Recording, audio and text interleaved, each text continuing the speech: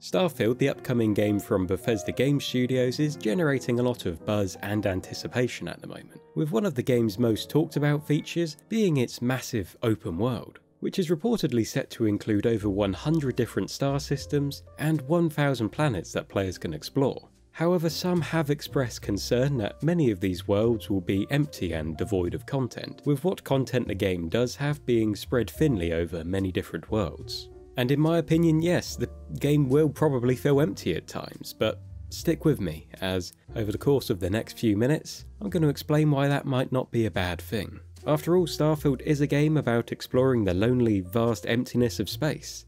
It's ingrained into the story. Throughout the course of the game, you join the group known as Constellation, the last great group of space explorers, and you'll be tasked with charting the unknown and unencountered worlds and species of the Starfield galaxy. So really, it only makes sense that the game's open world includes so many uncharted planets to explore. The emptiness of space is a big part of the experience, and it's up to you to venture into the unknown and explore. And just like in the real world, not every planet's going to be an absolute goldmine of resources or a hub of alien activity. Some planets are going to be barren, uninhabitable, or just plain boring. But having these planets in the game adds to the realism and depth of the game's universe. It also makes discovering new planets and finding valuable resources all the more exciting. Like how in No Man's Sky, when you find a world rich in resources or beautiful landscapes, it feels all the more rewarding thanks to the amount of harsh hellscapes and rocky, barren moons that populate the game.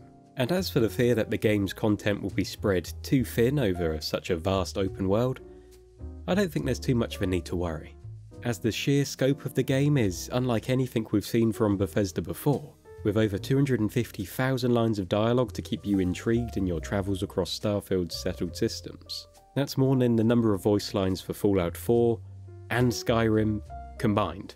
And while we don't know too much about many of the game's settlements yet, we have been told about a few intriguing locations that players will be able to visit, each incredibly different from the last. You can find out more about these settlements and a lot more about the game's lore in this video up here.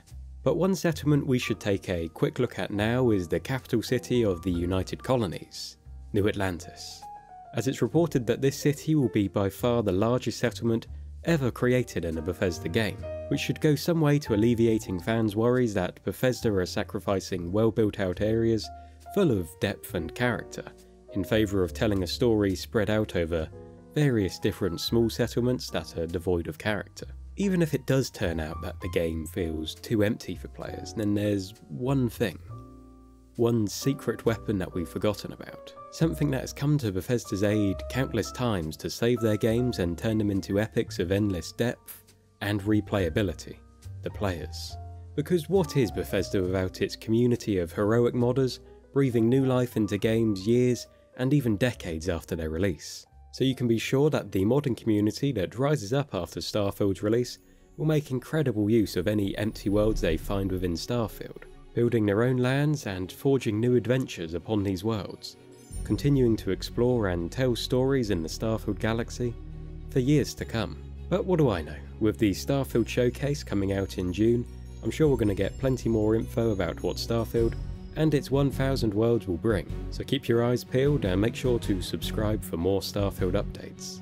Let me know your thoughts about Starfield down in the comments. Do you think it's going to be an empty, buggy mess? Or are you excited to venture out into space and explore the hidden mysteries of Starfield? Thanks for watching, catch you next time.